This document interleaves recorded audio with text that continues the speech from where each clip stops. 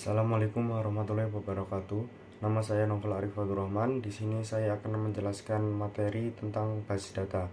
Lingkungan basis data terdiri dari komponen-komponen berikut seperti hardware, sistem operasi, basis data, sistem pengelolaan basis data, user, dan aplikasi lain. Yang pertama yaitu hardware. Hardware sendiri merupakan komponen seperti PC, memori sekunder yang online contohnya hard disk, memori sekunder offline contohnya removable disk untuk keperluan backup, perangkat komunikasi untuk sistem jaringan. Yang kedua yaitu sistem operasi. Secara sederhana, sistem operasi merupakan program yang mengaktifkan atau memfungsikan sistem komputer, mengendalikan seluruh sumber daya dalam komputer, dan melakukan operasi-operasi dasar dalam komputer. Yang ketiga yaitu basis data. Data di dalam basis data mempunyai sifat terpadu dan berbagi. Yang keempat yaitu sistem pengelolaan basis data atau Database Management System yang biasa disingkat DBMS. Yang kelima ada user atau pemakai. Ada beberapa pemakai terhadap suatu sistem basis data yang dibedakan berdasarkan cara mereka berinteraksi terhadap sistem. Yang pertama ada DBA atau Database Administrator, adalah orang yang bertanggung jawab terhadap pengelolaan basis data. Secara lebih detail, tugas DBA adalah sebagai berikut, yaitu mendefinisikan basis data.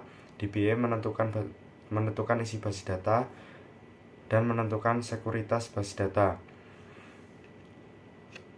Yang kedua ada program aplikasi, yaitu orang yang membuat program aplikasi yang menggunakan basis data. Program aplikasi yang dibuat disesuaikan dengan kebutuhan pengguna. Yang ketiga yaitu pengguna akhir. Pengguna akhir dibedakan menjadi dua macam, yaitu pengguna aplikasi dan pengguna interaktif. Pengguna aplikasi merupakan orang yang mengoperasikan program aplikasi yang dibuat oleh programmer.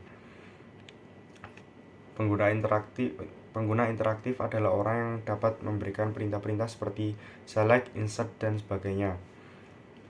Itu ada aplikasi lain dalam komponen basis data, seperti abstraksi data. DBMS menyediakan pandangan abstrak terhadap data bagi pengguna. Pandangan abstrak DBMS memungkinkan DBMS atau Database Management System untuk menyembunyikan detail tentang bagaimana data disimpan dan dipelihara.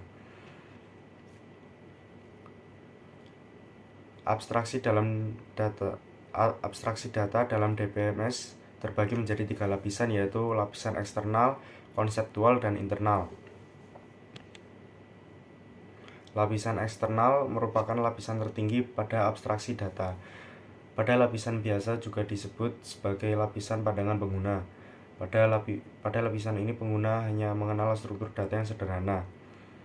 Yang kedua yaitu ada lapisan konseptual atau logik, merupakan lapisan kedua dari abstraksi data. Pada lapisan ini akan menjelaskan data apa saja yang sesungguhnya. Yang ketiga adalah lapisan internal, merupakan lapisan terakhir dari abstraksi data. Pada lapisan internal ini membahas tentang bagaimana data-data tersebut akan disimpan di dalam basis data. Selanjutnya yaitu terdapat data independen. Data independen merupakan jenis transparansi data yang penting untuk DBMS. Data independen berfungsi untuk perubahan-perubahan seperti berikut, yaitu DBA dapat mengubah isi, lokasi, perwujudan dalam organisasi basis data tanpa harus mengganggu program-program aplikasi yang sudah ada. Yang selanjutnya, pabrik atau agen peralatan atau software pengolahan data dapat memperkenalkan produk-produk baru tanpa harus mengganggu program-program aplikasi yang sudah ada, mempermudah dalam pengembangan pada program aplikasi, dan DBA diberikan kontrol terpusat demi keamanan dan integritas data dengan memperhatikan perubahan-perubahan kebutuhan penggunaan data. Yang selanjutnya yaitu bahasa basis data. Cara berkomunikasi yang dilakukan program aplikasi dengan menggunakan bantuan DBMS. DBMS adalah Database Management System yang berfungsi untuk memelihara basis data. Program aplikasi ini menggunakan bahasa basis data untuk bisa berkomunikasi dengan basis data.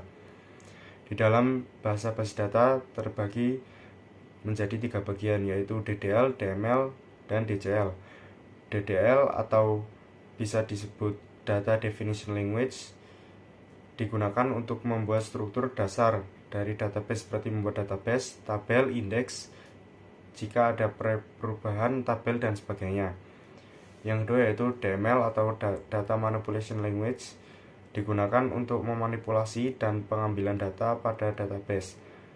DML ini juga merupakan bahasa yang memperbolehkan pemakai untuk dapat mengakses data. Yang terakhir ada DCL atau Data Control Language. Selanjutnya yaitu terdapat model data.